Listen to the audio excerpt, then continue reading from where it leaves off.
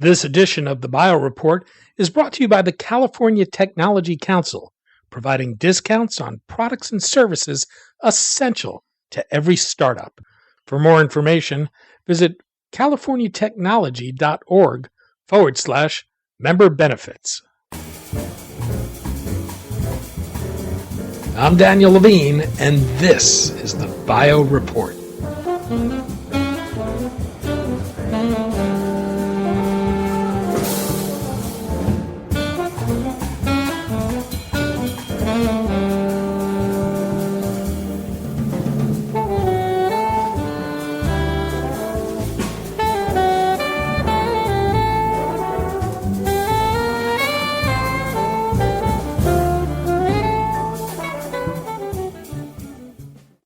The California legislature earlier this month passed a bill that would allow physicians to aid terminally ill patients who wanted to end their lives. California would become the fifth state to enact such legislation. We spoke to David Grube, National Medical Director of Compassion and Choices, a nonprofit working to expand end-of-life options, about the legislation, how attitudes among the public and physicians have changed, and what we've learned since Oregon passed the first such law 17 years ago.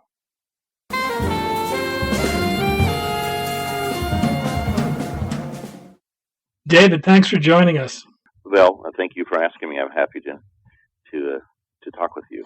The California legislature has passed a bill that would allow terminally ill people to obtain prescription drugs to end their own lives. What exactly would the law do? Well, the law is very similar to Oregon law, and I'm a retired Oregon physician, and I think that California was modeled almost exactly after the Oregon law.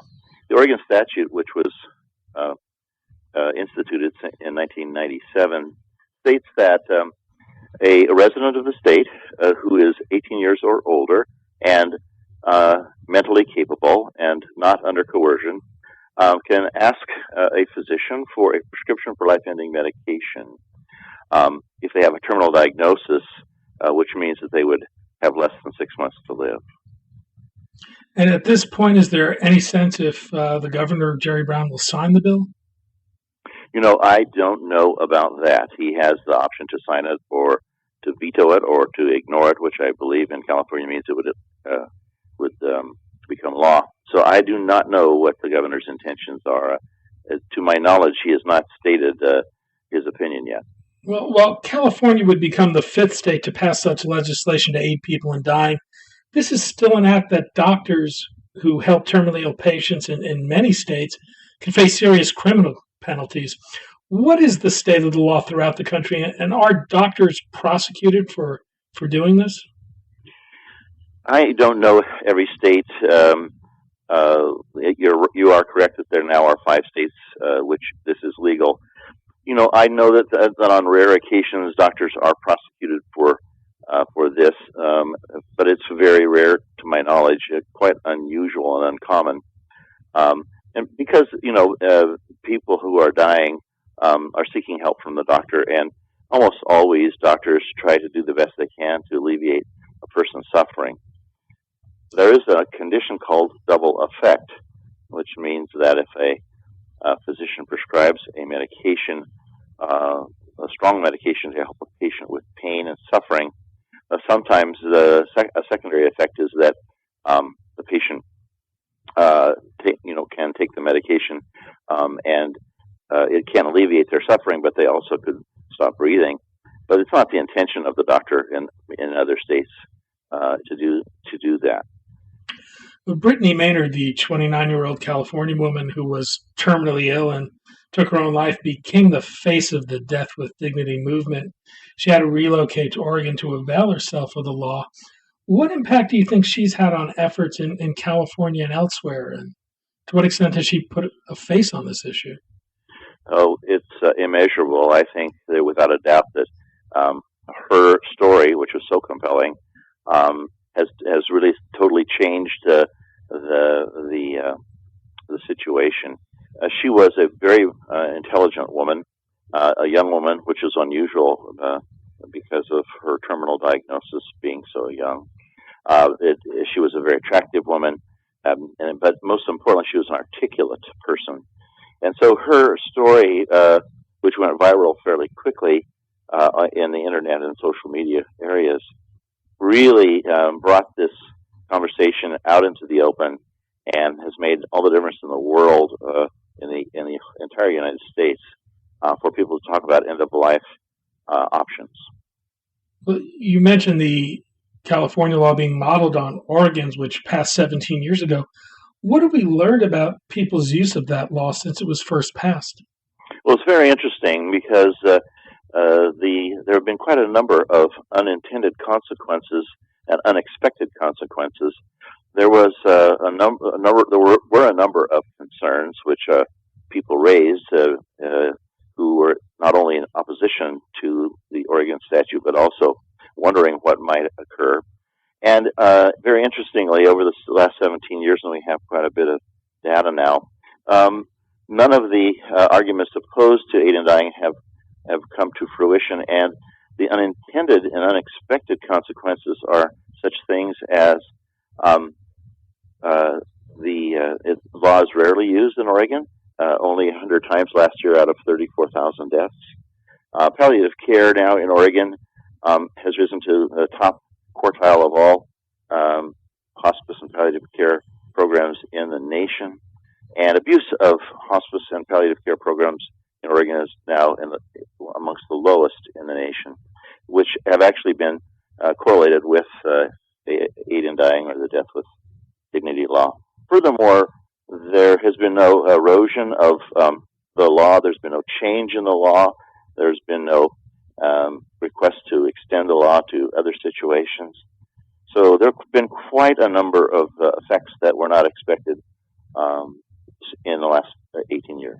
And one of the things I've seen that kind of surprised me is that about 1/3 of the people who obtain lethal doses of drugs under the law don't actually use them. Is that surprising?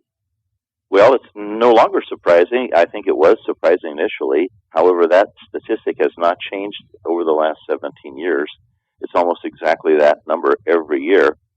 So really what it's saying is that people who are at the end of life want some control, want to know that they can choose something when they have their diseases about to cause their death. And for many of those reasons and others, yes, 1/3 of patients do not take the medication. Well, as we've seen this law in practice and had experience with it, and we've seen people like Brittany Murphy come forward, how's the public's attitude changed? Well, if you look at polling over not only in California but all over the entire nation, the public attitude has changed dramatically. Whereas just a few years ago, probably less than half of the people who were polled were in support of aid in dying, and now fully 70% and more.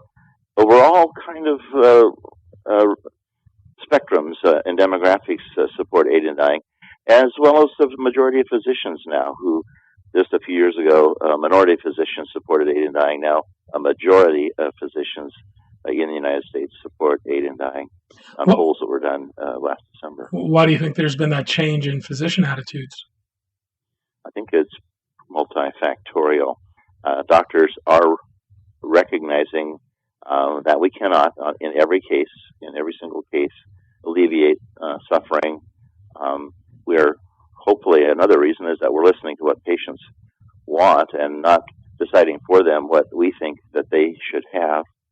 I think that we're seeing that aid in dying is not increasing the number of people who are dying. It's just decreasing the number of people who are suffering.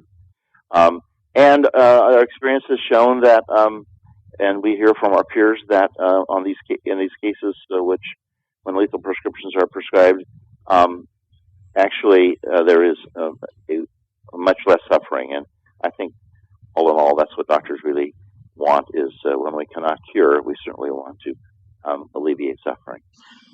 I know terminology is a sensitive matter with regard to this issue.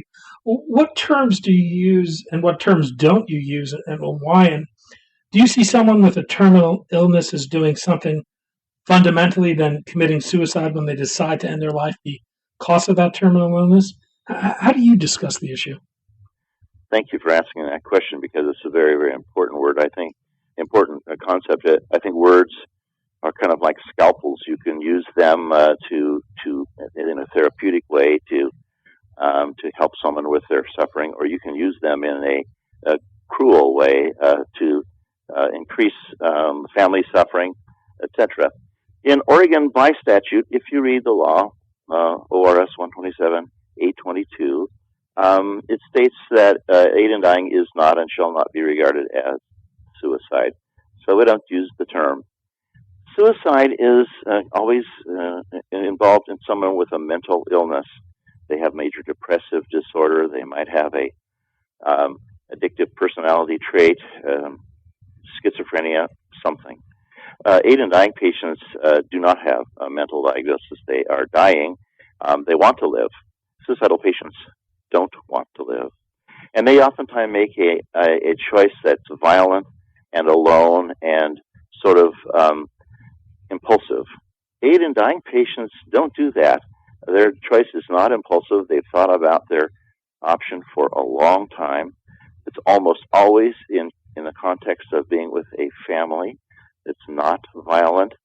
But I think the most telling of all is the subsequent reaction of everyone. In an aid in dying patient, there is not guilt. There is not the family discord and strife. There's not the questioning or wondering what more could we have done. Whereas in suicide, that's certainly the case.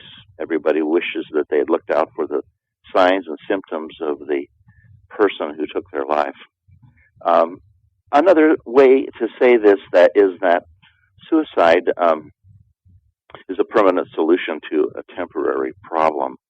Suicidal patients, if we could help them with their depression or whatever it is, they can be better. Aid in dying patients are not going to be better. They are about to die. And I noticed on the death certificates I've seen, the cause of death is attributed to the disease rather than to the drugs. Yes, that's actually a very important point. A death certificate has two parts to it. One is a legal part that's kind of to establish the death so that the estate can be managed, etc. And the other part is the medical part, which has to do with epidemiology and manner of death. So statistics are kept very closely on aid in dying patients, but the death is really the disease, for example, lung cancer or brain cancer. Another way to look at this is if you have someone with brain cancer in the hospital on a respirator and you turn off the respirator, that is the moment of their death. And one way to write it on the death certificate would be that the person died of stopping breathing because the respirator was turned off in the ICU. We never put that on a death certificate. On the death certificate, we put brain tumor or lung cancer.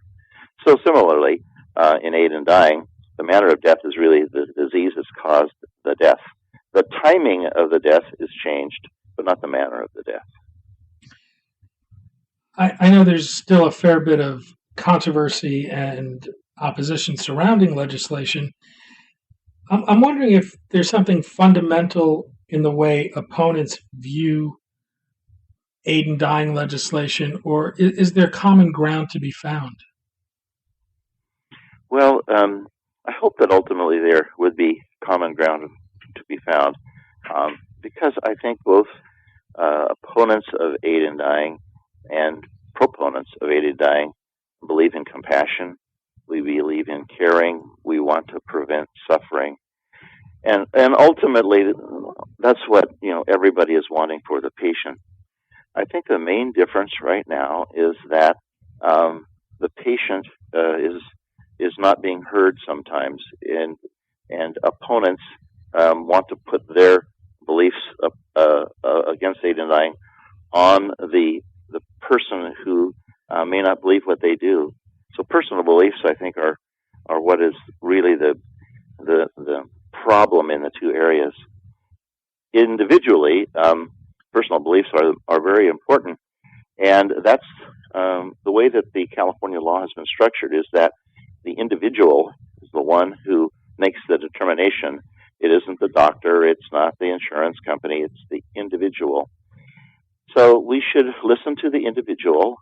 They are autonomous, and we should allow the individual to make choices to alleviate suffering that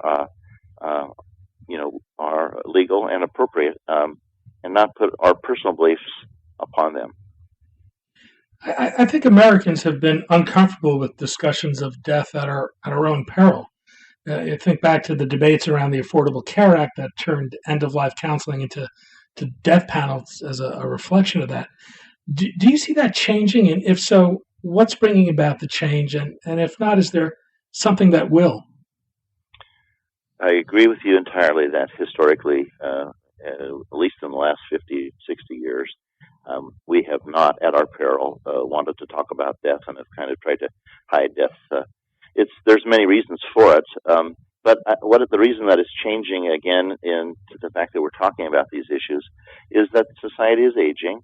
As Atul Gawande said in his wonderful book, Being Mortal, there is a rectangularization of the population, so that within 30 years there will be as many 80-year-olds as there are 5-year-olds, which is a shocking thought.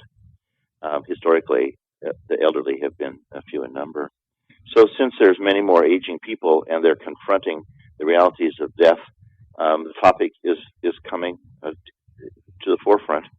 And books like Being Mortal and other excellent books, and medical literature such as the Institute of Medicine's Dying in America, which was published just a few months ago, are allowing us to have a platform to talk about these important issues. David Grube, National Medical Director for Compassion and Choices. David, thanks so much for joining us today. Thank you very much for having me.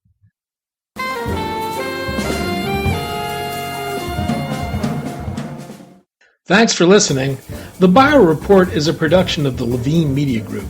To automatically download this podcast each week, subscribe to our RSS feed or through iTunes or other podcast manager. To join our mailing list, go to levinemediagroup.com. We'd love to hear from you. If you want to drop us a line or are interested in sponsoring this podcast, send an email to danny@levinemediagroup.com. Special thanks to Jonah Levine, who composed our theme music, and the Jonah Levine Collective, which performs it.